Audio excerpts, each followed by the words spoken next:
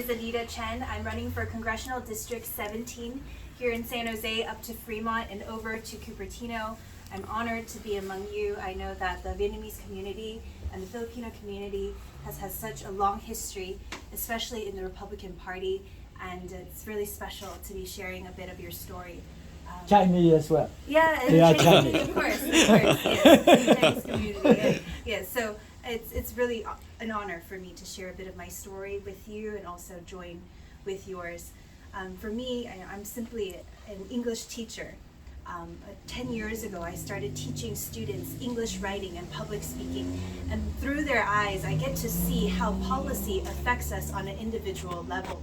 For many years, I've been asking them about social issues. I ask them, what do you think about this policy? What do you think about this position? 2 years ago, I remember I taught them based on the propositions of California. We took out the election guide, and I just asked them, what do you think about this proposition? What do you think about that proposition? And they told me something very interesting. They asked me, Miss Anita, is this legal? At that time, it was talking about the flavored vapes. And he said, is it legal? And I said, well, yes, right now it's legal, but they're asking if it can be not legal. They want to make it illegal. And they looked at me and they thought and they said, well, Miss Anita, if it's legal, then it's okay. If it's legal, then it's okay.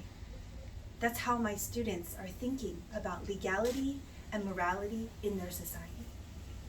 Yes. And I can see the concern on your face, right? That's the same concern that I felt, where I thought, wow, if I want to impact the next generation, if I want to serve my students and serve my community, one way may be through the law. That was about 2 or 3 years ago. That's when I started thinking about all of this. In that time, I've also gotten to travel globally. I went to Africa, I went to Asia, I went to Europe, and everywhere I go, I hear stories about women who are disenfranchised by the law, young children who are caught in cycles of exploitation. And I thought to myself, if there's any way I can speak for them, one day I want to do that. This past summer, I watched a movie called Sound of Freedom. Mm-hmm. It's about child sex trafficking in the United States. Right. Yes. Yeah. And for the first time, I realized the things that I was so broken over happening globally were happening here, in my country, the country I love, in my state, in my hometown, in my backyard. And then sitting in a movie theater, I thought, I can't stay silent anymore. This is the moment where my life changes. It's not about me anymore. There's a voice that needs to be heard, stories that need to be said, and right now they're not being exposed. They're not being shared on a national stage. They're not being shared even locally. Why don't we have discussions about the most vulnerable in our society? Because I think the way that we treat the most vulnerable in our country is actually our baseline for justice, right? So I thought, I want to say something for them. I don't know how, but I want to say something for them. About a week and a half later, somebody asked me if I would run for Congress. And at first I was like, no, that's too hard. How can I run for Congress? I'm 26 years old, I have no political experience. How can I run for Congress? But I thought and I prayed and I felt, if this gives me a chance to tell their stories, then I want to be able to do that for them. And one refrain that I keep hearing is to be a voice for the voiceless. That's my heart's desire, is to be a voice for the voiceless. And in this journey, I meet so many people who feel voiceless.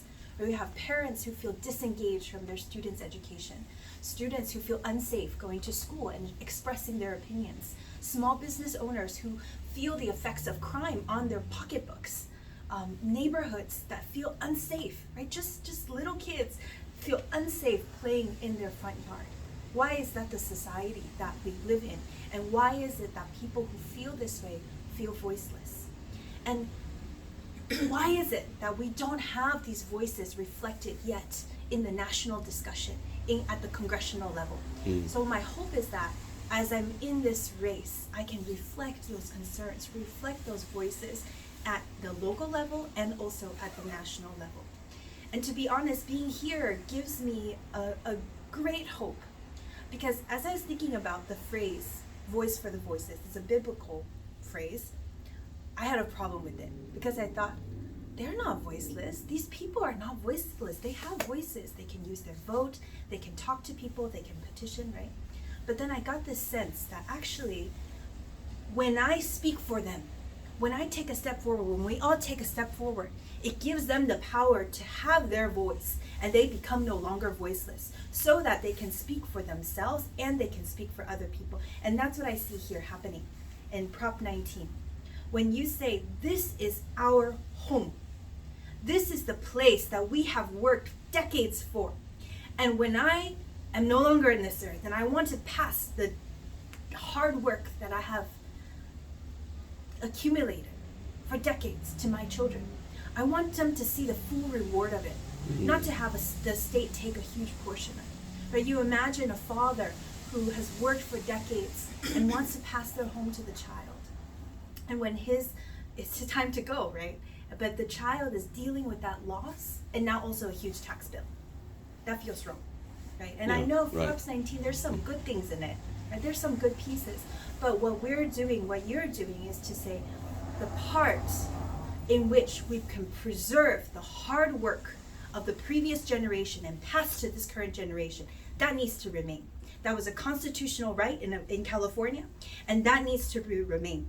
The right for the parent to pass to the child, the right for the grandparent to pass to the child, to preserve the hard work, because that's what it's really about.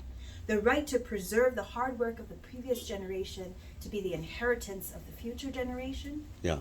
That needs to be protected. Yes. And so I'm so with you as you do this, and thank you for fighting with your voices, with your vote, with your petition. I think we're so lucky in this country because our battleground is this, right? Right next to a beautiful mall. Our bullets is actually our ink, right? Our weapon is a pen. Our tanks are the paper. That's how we fight in this country. We're lucky. We're lucky that that's how we fight. But when we don't fight, right, it gets worse. Right? So I'm so with you, and I thank you for all your hard work, and appreciate what you've done in the Vietnamese community, and hope that we can find some synergy as we work together for my generation and the next generation. That's my vision, that when we look at America, in my language we call it 美国. It's a beautiful country. So when we look at the beautiful country, we don't just say, wow, it's beautiful, and admire it, but we take a step in and we say, this country is beautiful, and it will be beautiful because we work together to make it beautiful. All members of society work together to preserve the beauty of America for this and future generations. Thank you. Thank you very much. Thank you.